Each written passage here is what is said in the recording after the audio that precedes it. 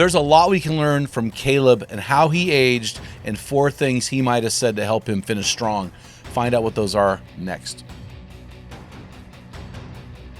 Men in the Arena Army, we salute you. Hey guys, thanks for listening to this episode of the Men in the Arena podcast. This is Equipping Men in 10, and I am Jim Ramos, your host of Spotify's #1 podcast for Christian men, guiding you through the stress bubble of life and to your best version. Hey guys, I want to jump into the meat of this podcast, and we're going to go Old Testament today. We're going to look at Numbers chapter 13, and we're going to look at Joshua chapter 14. We're going to look at the life of Caleb and 4 statements that he made that I believe are statements that every man who deeply desires to finish strong must make. Here are 4 statements that Caleb made. Now, these aren't direct quotations from Caleb, but these are things that he said as you read about him throughout the course of Scripture. So the first thing is this: I'm still pursuing God wholeheartedly.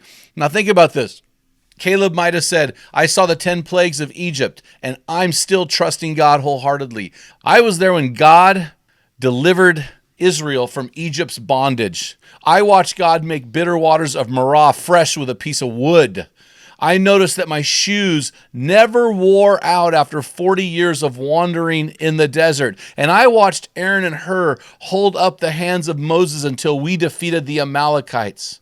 I watched Moses strike the rock at Marinah and the water gushed out to save us from thirst. I watched my clothes stay intact for 40 years in the desert. Ladies, 1 pair of clothes, 40 years. I watched manna fall from heaven. I watched millions of quail flood the land and feed our people. I watched the pillar of smoke lead us during the day. I watched a pillar of fire watch over us at night. I watched Israel cross the Jordan. I watched the sun stand still in the sky as we crushed the 5 Amorite kings. And I'm still trusting God with all of my heart. Maybe you're listening to this right now and you're thinking, well, I'm young, I'm a single dude, and I'm still a virgin, and I'm still trusting God wholeheartedly.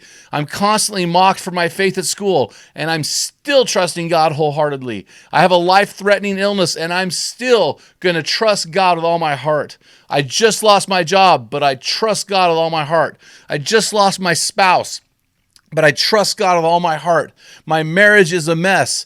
My life is a mess. My spouse doesn't walk with God. I can't pay my bills. My son or daughter is a prodigal child who's wandered away from God. I just received scary news after a routine blood test. I am in the twilight years of my life, and I will see Jesus soon. But I am still trusting God with all my heart. That's the first thing that Caleb speaks to us about finishing strong. The second thing is this, and I love this. He says, I'm still strong. 84 years old. I'm still strong. I'm ready to fight uphill battles. My knowledge is stronger. My leadership is stronger. My tactics are stronger. My influence is stronger. Let's roll, baby. Caleb would have said, send it. All day long, full send. Proverbs 20:29 says, the glory of young men is their strength, and the honor of old men is their gray hair. And Caleb would have said, I may be gray, but let's rock and roll. My grandpa, all throughout my life while he was still alive, used to say, feel my forearms. Feel these forearms. 93-year-old guy. Feel these forearms. I'm so strong. And he used to talk about his physical strength from his years as a construction business owner.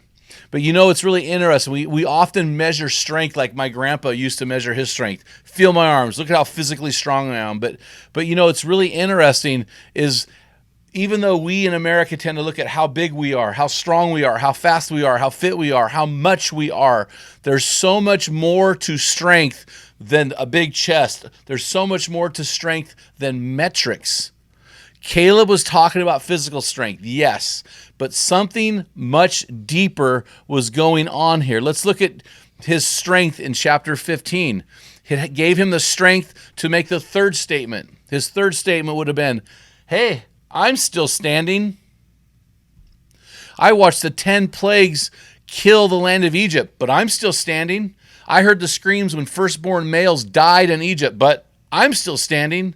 I watched the Red Sea part and the Egyptian army crushed beneath it, but I'm still standing. I watched Aaron's sons Nadab and Abihu get killed by God for their disobedience, but I'm still standing. I watched the son of Shelomith stoned to death after he blasphemed God, but I'm still here. I watched my entire generation, men and women, friends and family died, but you know what? I'm still standing. I watched the walls of Jericho fall and the people inside massacred, but I'm still standing.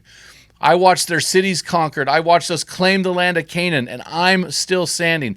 I watched Moses die, and I'm still standing. You know what, guys? You don't have to be the best. You simply have to outlast the rest. And here's the last thing that Caleb said. Mid-80s, he said this, and this is the goal of all of us, guys. He said, I'm still in the fight. I'm still in the fight. So he said, hey, so if Caleb were here today, he would say to us, I still trust God with all of my heart. I'm still strong. I'm still standing, and I'm ready to fight. I am still in the fight. Guys, man, I just love looking at Caleb's life. If you like this episode, guys, do me a favor. Copy the link and send it off to a couple of your bros. Maybe your dad needs to hear this. Maybe your grandpa needs to hear this. Maybe somebody's out there struggling to finish this life strong. Send them this link. This will help them. And until next time, feel the wet sand on the arena floor. Hear the deafening roar of the crowd. Taste the sweetness of victory. Smell the stench of battle. Get in the game. Get dirty. Grind it out. And be a man.